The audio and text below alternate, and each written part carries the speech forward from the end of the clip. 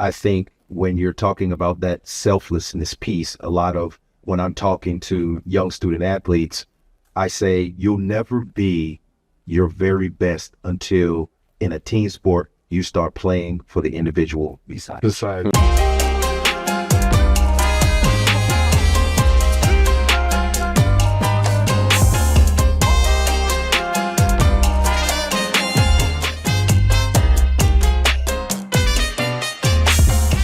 Welcome to 100 Level, a live podcast talk show. I'm excited that we are here at Bowie State University, and I have three amazing guests, which I'll introduce here in a moment. But before I do, I wanted to just set up what 100 Level is all about.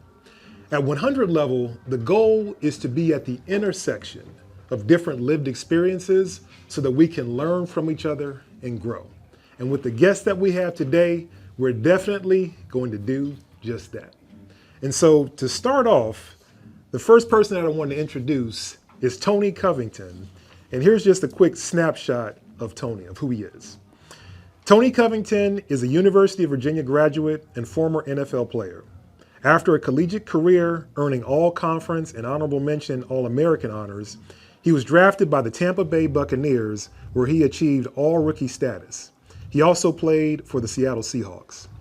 Today, Tony is an international motivational speaker, mentor, and author of I Am Underdog. Building on 24 years of nonprofit experience, he founded I Am Underdog Incorporated, an organization dedicated to life skills development, mental wellness, and mentorship for students and athletes. He is a husband, father, and member of Omega Psi Phi fraternity. That is Tony Covington. And first question for you real quick, Tony. Who is Tony Covington? I am underdog. You are underdog. I am resilient. I am enough. I am the overcomer of adversity, and I'm the one you should not bet against. That's what's up. Tony Covington. What's up? Next person I want to introduce is Kyle Arrington. While Kyle Arrington may be a Super Bowl champion, as well as amassed numerous accolades and achievements, he doesn't believe in titles. He believes in examples, being the best example to his family and his community. Through his work with the Evolve Foundation, he rolls up his sleeves every day to fight for the kids and communities who are overlooked and underestimated. With an inspiring journey from sports to entrepreneurship that symbolizes not a business model, but a cultural blueprint, embracing evolution and meaningful messages. And same question, Kyle. Who is Kyle Arrington? Well, I wish I would have been introduced first because I can't follow that up, Tony. Yeah. I mean, yeah, sound like you had that one ready, in the chamber, huh? No, He was ready. but who is Kyle Arrington? So it is funny. Tony and I were having a conversation just right outside while we were just about to jump on the podcast. We were talking about just men, masculinity, vulnerability, all these things, and how oftentimes our kids look at us as superheroes, but more so they need to see us as Clark Kent. And so I say that to say that I am a person where any and everybody who they meet me, and just knowing who I am and what I've done, I think I automatically disarm them from any pre-notions and stereotypes with my humor, jokes, or let my wife tell it, childish behavior. But no. But again, I'm a son, I'm a father, I'm a husband, I'm a son, I'm a former athlete, a black man in America, and so every day I get up out of bed, I am acutely aware of all the different hats that I wear and represent, and just try to represent them the best of my ability. Yeah, that's wonderful. Kyle Arrington. All right, my third guest is Femi Ayanbadejo. You got it? Got it? You got Yes, it. You got I got it. So Femi is a Super Bowl champion with the Baltimore Ravens, former 11-year NFL veteran, and now an entrepreneur, strategist, and technologist. As the founder of multiple ventures, including HealthReal and Betyard AI, he combines his passion for human performance, AI, and innovation to build resilient people and institutions. A graduate of Johns Hopkins University with executive training from Harvard as well as Wharton. Femi leverages his expertise in business development, leadership, and collaboration. He has also partnered with NASA and nonprofits to drive growth and impact. His leadership mantra is predicated on authenticity, positivity, character, humility, and grace. And the same question, who is Femi Ayanbadejo? I mean, you just said it. You know, I do a ton of motivational speaking as well, keynote speaking, and I think the 5 traits to leaders, and when I say leaders, I don't necessarily mean Fortune 500 companies. You could be a stay-at-home parent and be a leader. And to me, when I've looked across the landscape of people that are successful, they're authentic, they're positive, they have character, humility, and grace, and I try to imbue that every day. And to like consolidate that thought, I'm always the thermostat. I'm never the thermometer. You know what I'm saying? I set the temperature. I don't react to it. Because especially with where we live and the things that we're dealing with on a day-to-day basis and the things that happen in this world, you could just be hot all the time, but that doesn't get you anywhere, right? So one of the things I tell people all the time, young or old, be the thermostat. Don't be the thermometer. Set the pace. Yeah, that's real. Set the tone. I love it. I love it. Now, Go on. Let's go. Let's go. Say already setting the tone. There you go. There you go. let's do it. Yeah. Now, one thing I wanted to just go over with all of you is I've been playing around with this different, this book idea. And this is something that I've been working on off and on. And I want to just get your thoughts on how I'm putting it together because like all of you, sports has also been a big part of my lived experience. It wasn't on the football field, it was on the basketball court as well as track and field. You ain't gonna hold that against you. I'm messing. Well, you know, it's funny with football, I'm a huge football fan, but when I was, I think it was like 7th, 8th grade, y'all started hitting too hard. Yeah.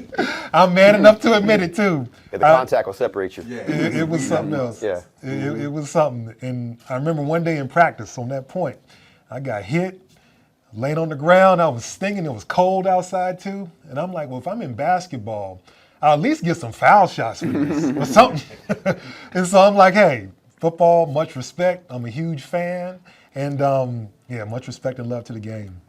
But with similar lived experience when it comes to playing sports at a high level and just the journey that it goes into, I thought about creating this this book idea and just having different talks and just hear different pieces of it. And so the first piece with this is the whole idea of just starting with yourself and just really dialing into how you show up and how you get prepared. And the first piece of it is being in position and being ready. And when I talk about what being in position is and being in position gets into the knowledge piece of just learning your craft. And then the being ready part is just the consistent daily practice. And the way I think about it, it's almost like a Venn diagram. The more that you overlap those two, the more that you're in position and ready, the more likely you are to make a winning play. And a winning play could be a number of different things. It could be, you know, a moment on the court or on the field. It could be a great conversation with somebody in the conference room or in the hallway. It could look like a number of different things. But curious just from your different lived experiences, being in position, being ready, or similar types of thoughts on that. And so I'll just open it up. Any thermostat? No, you got it, man. You got it. I just spoke, but I'm always ready though. You know what I'm saying? Yeah. You want to take first stab? I think it's levels to it. Levels, okay. I think you have to know who you are at your core, you know, and never stray from who you are at your core. There will be ebbs and flows, you know, people that come into your life who are sometimes rowing in the same boat, the same way with you. Some people are in that boat rowing in the opposite direction. So they could potentially stunt your growth. So knowing who you are, knowing the people that are in your village that are there for you, enhancing your life. Company you keep. Yeah. Because if they aren't enhancing your life, they're taking up space. You don't have time for that. Life is too short, you know? And so as you're going on this journey of self-discovery, you start to figure out what is it going to take for me to bring the best version of myself to the forefront all the time. You won't always get that right, but constantly moving forward, constantly when you do make a mistake, not letting it consume you, knocking you off your square where it takes you off focus. Yeah. Because you will deviate from the road sometime. Yeah. You know, one of my favorite Bible verses is, if you should leave the path and go astray, you will hear a voice saying, no, this is the way, walk here. Walk because at it. we all stumble sometime. But in order for us to really stay on that path, keep God first, walk with him. Even when the world calls, he'll never leave you, and you keep pushing forward. Yeah. How do you drop this mic is my question. Yeah. Just to piggyback off, if I can, off of Tony talking about knowing who you are, conversely knowing who you're not. And I know it's just that much more difficult in the world society we live in now. Because I mean, you know, growing up, when we were growing up, it's one thing, but now with social media, it has exacerbated herd mentality just that much more. When it comes to trends and trying to fit in and things of that nature. And so, again, just talking through lived experience. When I was coming up, I was adolescent in high school. I know when I wanted football to be that vehicle. My first and foremost, well, my first goal was just I didn't want my parents to pay for school. And when I felt like football could be that vehicle, that was my mission. You know, anything that didn't like work towards that mission was working against it.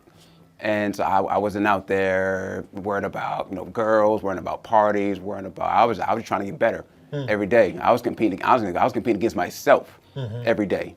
And it's something about the number 10,000, right? 10,000 so they say it takes 10,000 hours to be an expert at anything, right? And then Bruce Lee also said something about, I fear not the man who could do 10,000 kicks one time, but the man who could do one kick 10,000 times. So that means like you have to love the process. You have to be in love with the process and not the results. Because if you do it enough, you do it right, and you put all your heart, passion, effort into it, the result they'll follow. And so I guess that would be my, like I said, try to follow up on Tony. That'd be my 2 cents toward it as well. Yeah, and that actually gets into something I'm gonna get into a little bit later. But Yeah, no, I think anytime you do something that you're committed to, you have to embrace the trauma that comes with that. You have to embrace the failure that comes with that. Because from that process is what you learn and what you extract and reapply, right? And everything that's good is a traumatic experience. When you build a muscle up, it's called hypertrophy training. When you get sick, it's called immunity, right? So everything you have to do when you go into it, survive first, right? Survive, then assess, right? What did I do wrong? How can I get better? Learn, right? Deploy said learning and then share it. You know what I mean? Like that's growth. That's becoming an expert. That's 10,000 hours, right? And so for me, I embrace trauma, and I've been through a lot of it. You know what I mean? And I think the person who, and it's cliche, right? The most resilient people usually become the most successful, right? They don't turn away. They don't quit. They don't capitulate. They don't abdicate. They always lean in. Almost a glutton for punishment. You know what I mean? Like that's how, in my opinion, you become great. That's what it's about. Because most people, they always want to try on a new hat. Let me try this on. Let me try that on. Let me do this. Let me do that. They don't commit long enough. You know what I mean? So I graduated from high school with not one scholarship. I took a year off. I went to junior college. You know what I mean? Then all the things happened that needed to happen. I just needed a little bit more time, and junior college provided that for me. What if I had quit right after high school? You know what I mean? Like, what if I just gave up? But I knew that I had ability. I knew that I could do something. So for me, that survival mechanism, that trauma, that people doubting me, I love that. I love when people tell me I can't do something. I go, really? Watch this. And I just keep the receipts. You know what I mean? Like they don't. It's not about them. It's about me. You know what I mean? But I love receipts. I'm petty. I'm petty. Yeah. For real. Yeah. And so one thing I love about what all of you shared is just that journey and embracing the journey. Yes, the goal, the accomplishment, the trophy and all that's great. But where the real progress happens is in the ups and the downs and the side to side, figuring it out. You tried it this way, it didn't work. What did I learn from it? And just that constant cycle and becoming in love with that. From the basketball world, the late, great Kobe Bryant really encaptured that with the Mamba mentality. And just really embracing that process and really just going through it. And that leads to the second thing is that when you have this thing happening, when those big moments, and I put those in quotes, moments when those things happen, you won't be scared or nervous. It's more so just an overflow of what you've already been doing anyway. And the other piece here with that is I break it down like this.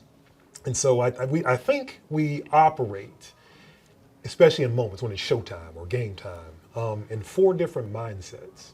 The first one is a mindset of selfishness. The second one is a mindset of love.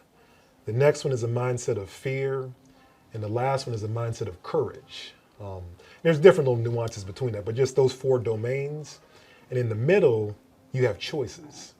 You can choose to be in whatever mindset you want. And the big idea is to operate as much as possible with the mindset of love and courage, and try to marginalize fear and selfishness as much as possible. And then going back to what we just talked about, in the practical drills you do for either your sport or your craft or things like that, also paying attention to how's my mind and how's my heart happening as I'm doing this. As I'm doing different sprints or drills, am I becoming more scared, and exploring that and unpacking it?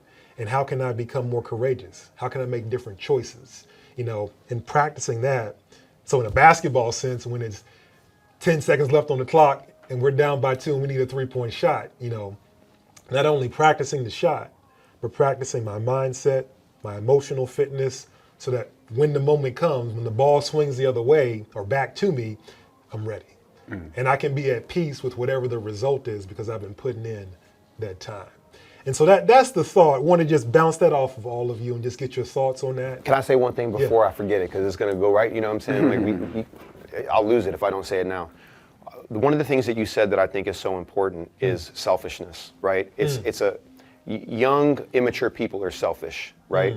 But the mature growth person, right, recognizes that self-awareness plus selflessness equals self-actualization. Like it lifts everybody, right? The idea that I will be selfless because I know that by me being selfless, I create a culture. I give people the opportunity to also be selfless. The idea that the assist is just as good as the score. Yeah. You know what I mean? And so for me, I learned that when I was selfish, I never achieved anything good when I was selfish. But when I was self-aware and believed in my confidence, because like I said, I was an undrafted free agent, you know what I'm saying? Rookie free agent. I knew what I could do, and I just needed to wait for the opportunity to present itself. And it wasn't about raising my hand or, doing anything wild or crazy, starting to fight at practice, macho silly stuff that we used to do back then. Yeah. Start a fight, they'll know who you are. Okay, good luck with that. But for me, and once again, it's not just my lived experience, but when I listen to other mentors and other people that I've seen that have been successful, when that light switch goes from selfish to selfless, great things happen for people. So I just thought it was awesome that you in your own words kind of came to that same conclusion. Yeah, I appreciate it. Yeah, no worries. You might have a notebook. So I need to, between these two, I need to start taking notes. You're going to get this on Monday again. We're going to be doing the same. There you go, that part. Good. I think you hit the nail on the head as well. We talked about the options that we have. And the way I look at it is that we only get 2 options when it comes to how we look at things. You can look at it as a threat, or you can look at it as a challenge. And depending on how you look at it, your body's going to have 2 different chemical reactions to it. That's true. And so I like to look at everything as a challenge. Like Tony, like Femi, an underdog. We have 3 underdogs, sitting here. I was overlooked and underestimated. Still to this day. Still, like what my man say? To this day. I'm sorry. all my life, right? And so for me, I always like to think. If it was easy, I wouldn't know what to do with it at this point. And so. And I think another important point is I just would like to make is also just understanding the why behind the what. And for me personally, it's always been a debt, repaying a debt. And I understand all households and all environments aren't built the same, aren't built equal. But I will just tell you, I had the best parents, the best support system, the best teachers, the best coaches, the bestest community and opportunities. I didn't have an excuse to make something of myself, to grow up in. And so again, when I talk about, I just wanted to repay that debt, my mindset, to get a scholarship, again, realizing all the hats that I wear. And so it's not, you don't have to be big swings. you know, in terms of grand gestures, and it's the little things of how you represent yourself, holding the door, you know, complimenting someone, you know, just little things like that. You never know, that could change someone's day, change the course of someone's day trajectory, you know, and life maybe even. And so, so I would just say, I guess I would leave off this note. Everything that we do on our day-to-day doesn't all have to be a home run. Getting on base matters. Yeah, those are winning plays. Yep. There you go. Know, all those different types of things. Yeah. Any other thoughts on? Yeah, 100%. I mean, I agree with they killed it. You know, I think when you're talking about that selflessness piece, a lot of when I'm talking to young student athletes, I say you'll never be your very best until in a team sport you start playing for the individual beside you. Because what you learn is I gained a different amount of strength that I never knew I had, because we both have been through the process and we've been fighting this entire time together. At the game, I know that person is just as tired as I am, but I can't let him or her down. I refuse to let them down. That's the selfishness that takes you from good to great. I tell these kids all the time, the line to be good is very long. The line to be great, however, nobody's in that line because they don't want to do what's required to be great. They don't sacrificing want to more. They don't want to sacrifice. So for each one of those choices that you discuss, I think there's a time for each one. All right. As we get a little bit older, the selfish part of it only comes when we are givers and we give and we give. And then the people that are takers, all they do is take. That's true. And if they do nothing to fill your bucket, you have nothing else to give. Yeah. So in that moment, a giver must decide it's okay to be selfish in this moment for my own mental well-being. Yeah. And that's important. Yeah. I call that self-love. It's a form of love. Yeah. Pouring into. Yeah. Yeah. This is great. This is great. A lot of great nuggets. I'm loving it. Dropping some gems. Yeah. Now, the way I want to take this conversation next is I call it playing basketball or football in life. And this comes from, you know, my experiences in basketball. As you all know, actually, this isn't the first time I've met Tony Covington. We first crossed paths about 35, 40 years ago. Yeah, so my hometown is Charlottesville, Virginia. And as I read in the beginning, Tony graduated from the University of Virginia. At that point in time, UVA was one of the best teams in the nation. A lot of legends played for that team. This is 1990, ranked number 1990, ranked number 1, and had an amazing football season. But the interesting piece where we crossed paths was at this place over on the university campus. It's a set of outdoor basketball courts called the Dell. And this is just classic pickup basketball. And for those that aren't familiar, pickup ball, just a bunch of people get together, you self-organize, and you play. And there's a bunch of just life lessons just in that right there. Like, how do you adapt? How do you work with strangers? How do you figure out how to overcome? Because the other team's trying to beat you too. And in the competitive game situation, if you lose a game at the Dell, you're probably sitting for at least an hour. Was Tony any good, is my question. I'm sorry not to cut you off. Yeah, well. Did he represent us football players on the basketball court? Absolutely. Tony Cahoon. All right, I'm just making sure. I'm just making sure now. Okay, all right now. Hey, I'm just saying now. Well, the funny thing with that, as you say it, because I'm a few years younger than Tony, and so I was one of these high school dudes that would ride my bike across town to come play against the college dudes. Because I knew the football guys would be out there. I knew the basketball team would be out there. And as a young high school guy, you know, you want to just see where you measure up. Because this is ACC talent. And I'm like, hey, I'm trying to play cup ball in college too. And the way we would approach it is that the basketball guys, like, they're skilled, they're big, they're strong. Okay, you know, if we get beat up to that point, like, hey, I'm going to learn something. Don't let me catch you, because one day I'm going to beat you is the idea. Yeah. The football guys, we were like, okay, they're strong, they're fast, but they're not basketball players. And so is there an angle that we can get there? But Tony held his own. Okay. Herman Moore held his own. Herman Moore could jump out of the gym. Oh, my goodness. That's a whole nother thing. Yeah, some amazing athletes there, but he definitely held his peace. And with that, a number of just life lessons I learned just from being in those situations. I'm just going to rattle them off real quick, get your thoughts on them. So the first piece is putting your fingerprints on the game. And this gets into influencing what you can not control. But how can you still be involved in that way? The next one is just being a student of the game, working on your craft. We talked about that earlier.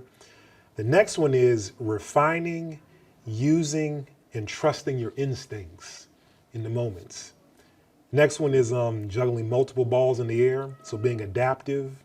And then we talked about this a minute ago, is knowing how to bounce back from losses and wins, which gets into resilience, which you talked about before.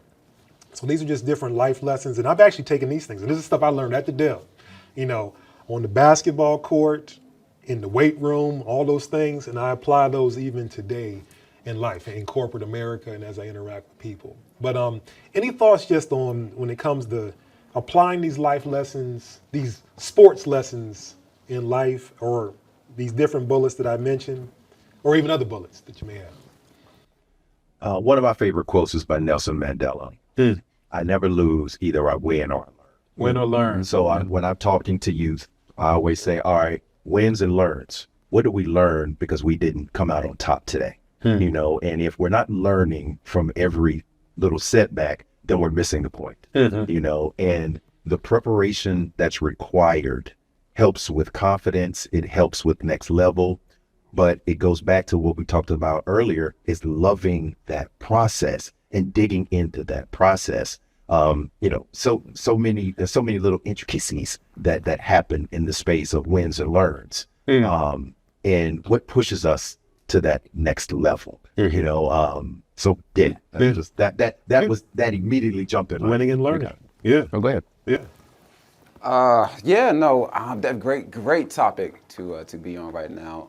I know you spit off a few different like sub points, but then when it comes just the main point that we're on, when it comes to the life lessons you learn through sports, and that's the reason why I love sports so much. And I won't go down the rabbit hole when it comes to like the youth landscape right now. I think a lot of the wrong reasons is just happening right now when it comes to youth sports. But I'm not going to go there. But no, that's why I'm very intentional and just even enthusiastic. I mean, as a father, have young kids and pushing them into sports, and not because I want them to be like the next LeBron James or professional athlete, anything like that, but just everything that what I learned from a foundational level, from a fundamental level, is that it's all applicable on the field or on the court, but even more importantly, off of the court, is that you meet a group of people that come from different backgrounds, upbringings, political belief, ideologies, all those things, but you learn to work together as a team for one common goal.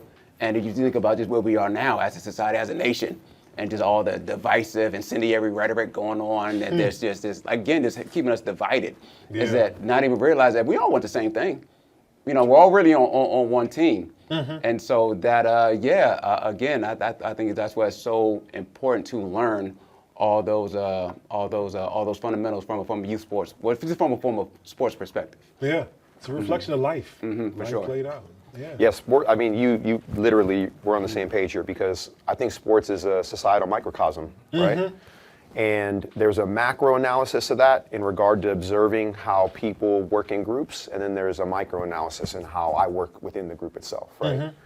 And so for me, people don't realize that locker rooms, not just football, all locker rooms, we're further ahead than society. We're diverse, we're as diverse or more diverse than society. We deal with the same issues that society deals with. We're teammates, we're a tribe, we're a family, and we have the same conflicts. But I honestly think we handle them better. You know what I mean? We have fights, we have arguments, but I think that the best thing you can do for a young person is put them on a team. And look, nothing against tennis or golf, it's all good, but that's not the same thing. If anything, I think sometimes the early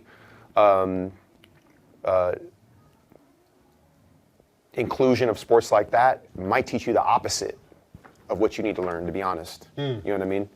And I say that, I don't say that without being thoughtful. You know what I mean? But there's something about being on a team and sharing space there's something about having a brother or a sister, or someone you got to share a room, a bed, a kitchen with. And you see some people that never had to share anything, and they don't know what to do when they get out into society, and they act a fool. And you look at this person like, man, what are you doing? I want to slap you upside your head, because like you don't understand that like what you do affects everybody around you, and they've never had anyone teach them that. And sports teaches you that without even realizing you're being taught the most important lesson, which is how to share space and be in space and work together. Because if you can't do any of that, humans are everything we've done, everything we've achieved as a species is predicated on group thinking, group work. Nobody does anything great alone. I don't care what anybody says. Somebody shared something with you, you learned it, you deployed it, you passed it on, they learned, and so on and so forth. So sports is a microcosm of society. And if you learn from that, you'll be all right. This is brilliant. And there is nothing you can do to assimilate that locker room. No. Once it's gone, it is gone. Yeah. When I'm talking to athletes now, I'm like, listen, you're trying to get to your next locker room, because there is no place like this. This is a sanctuary.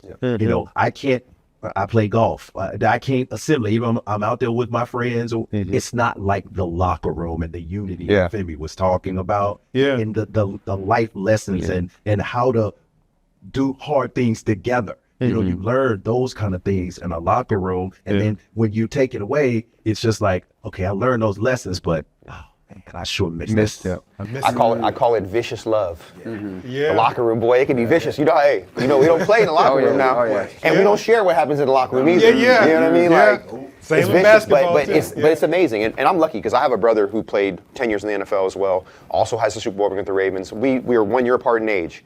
So I had vicious love from day one. You know what I mean? There's nothing like having a sibling that you're super, super close with, that you can beat up and beat you up. And then, when you get to the locker room, you're like, oh, I've been doing this my whole life. This is nothing.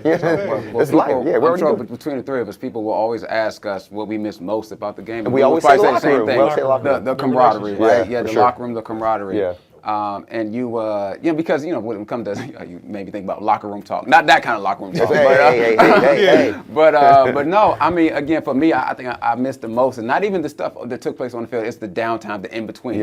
Especially we think about training camp, right? Because I mean, we spend more time with our, with our brothers, with our brethren, than we do our own families. And so you learn so much, and with that in between time about, hey, this person goes through stuff just like I go through. He's dealing with trauma, he's dealing with stress, he's dealing with all these things. And so yeah, again, just to while we're on this topic, it's important to stress how important sports is, and you talk about sharing space, but also holding space for each other. So This is brilliant. This reminds me, just like you, I've been in corporate America for a long time, met a lot of different people. Super smart, super talented, but some of the most brilliant people that I have ever met were either on the pickup basketball court at the Dell, different sports locker rooms, because of exactly what you're talking about. Now, some of them have had different life paths and different outcomes, which it's all good, but some of the most brilliant people I have ever met, I met on a pickup basketball court in XYZ location. Yeah, well, I don't know about brilliance or anything like that, but I would say at least I feel like we're well adjusted. And we get it again. So you can drop us anywhere. Drop us adapt. Anywhere. You can figure it out. And that's what I count as brilliant. These two, brilliant for sure. No. I think what always disappoints me though is when I'm out in corporate America and I see a leader, but he's feared, not loved or appreciated. It's fear. It's a fear type of rule. And people can't speak up freely and speak their thoughts. Because in my opinion, I have 2 companies that I run, and I always tell people, like, I only wear my CEO hat in my office by myself. When I'm with you, I'm on the ground level.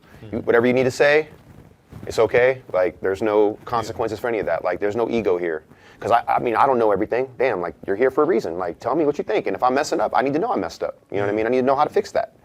And I just feel like today, especially in a lot of places in corporate America, people rule with an iron fist, and I say that with a little bit of hyperbole, but you can tell that it's by power, not through selflessness. You know what I mean? And that disappoints me a lot. And I see it a lot. We see it everywhere now. I mean, don't get me started though. I promise I won't do it. But yeah, you know what I mean. Exactly. Yeah. Now to wrap up, I want to give all of you an opportunity just for any final thoughts, just with our conversation today.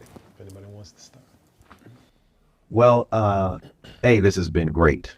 To me, I felt like we created kind of a locker room space, just with our conversation. I think it's extremely important to have dialogue, to talk about some of the things that we struggle with, some of our challenges, some of our vulnerabilities. It's important. It's healthy for our mindset, and mindfulness is big. It's important to make sure that we are taking care of ourselves holistically. I pride myself on chasing greatness every single day. At 57 years old, I'm still chasing greatness every day. Now, each person has to define what greatness means to them. All right. It is your why. Why do you do the things that you do? What is your motivating factor? I have what it is for me and I chase it. But I also understand that there's only 3 things that I can control. My effort, my output, and my attitude. Anything outside of that will lead to nothing but angst and frustration. So don't worry about those things. In your pursuit for greatness, chase it relentlessly and refuse to be outworked. But hey, Well, Tony left no crumbs on that one, so I'm not even going to try to approach that table. I guess I'm gonna come from a different approach when it comes to just again having this type of conversation and that connectivity that is bringing all of us, everybody in this room. At least I hope, right? And again, I can't express enough the world that we're in and the world that we're leaning towards when it comes to social media, when it comes to AI, when it comes to just isolation. Honestly, truth be told, I mean, it's great. It's social media. Some of my wife, if she listening, like, you always talk bad about social media. I'm like, it's great. Don't get me wrong. It's a great tool. And if you're an entrepreneur, especially things like that, you can take your voice in your own hand. I love it, but just like anything else, and like I said, in the wrong hands. Right? Yeah. Well, too much of anything, but also in the wrong hands. True. And so even when it comes to like where we are as when it comes to AI as well, like that connection. There's one thing that you can never replace. Is that human connection. There's one thing that we're all hardwired to want and need. And so, yeah, I would just, again, just stress enough, man, to have these type of conversations, stay connected with each other, check in on your brother, on your sisters. Yeah. And because at the end of the day, the enemy wants you isolated. And he knows, because everything, like we're all so like powerful beyond measure. And so if the enemy can suffocate something in its infancy, it doesn't even worry about, seeing it to, maturity. Yeah. And so again, like to kind of to piggyback a bit off what Tony said, pursue greatness, but pursue it together. Power of teamwork. Man, I'm glad I went last because I knew that one of them, if not both of them, were gonna influence where I went, because I had so many thoughts in my head. You want to finish it off on a good note, right? Yeah. And I think for me, what I want to share is my thoughts on the power of communication. And just like Tony, I do a ton of keynote and guest speaking, and I have a thing called the 4 C's, and it's the 4 C's of communication. And I think that regardless of how old you are or who you're interacting with, whether it's mentor, mentee, friend, for the dudes out here that think they got some game, you might want to listen. I'm going to tell you a little something right now, real quick. Whenever you want to build a relationship with somebody, it could be a working relationship or it could be a dating relationship. You have to be curious. Like curiosity has to go both ways, right? And to be curious, you actually have to use your mouth and ask questions. You can't be behind a keyboard, right? And I work in AI, I work in tech, so I get that too. But there's a time and a place for everything. Yeah. Sometimes we got to strip it down to the 90s. Remember, you had to have game. You got either memory, piece of paper. Write it down. Hey, we didn't have a phone. You couldn't do any of that, right? Pager, you know what I mean? Yeah. But all jokes aside, you got to be curious when you talk to somebody. You really have to be genuinely be curious. And through that curiosity, you build a connection. And then once you build that connection, you can start to collaborate on something, big or little, it doesn't matter. And then once you collaborate with people, then you've earned the right to be critical. But what I see now is people want to start with critiques and criticism, before they've even learned anything about collaboration, curiosity, or connection. I see coaches do it, I see teachers do it, I see people that think they got game do it. It's like, no, I don't want that. Don't start with conflict. Like, be cool with me. Like, let's get to know each other. You know what I mean? So curiosity, connection, collaboration, then conflict. Because if you critique me and bring conflict in after you've done other things, I'm gonna be like open to it. I'm like, oh, they care about me. They're curious about me, right? And with that being said, the last thing I'll say to kind of top that off is this: there are no good teachers. There's only good students, right?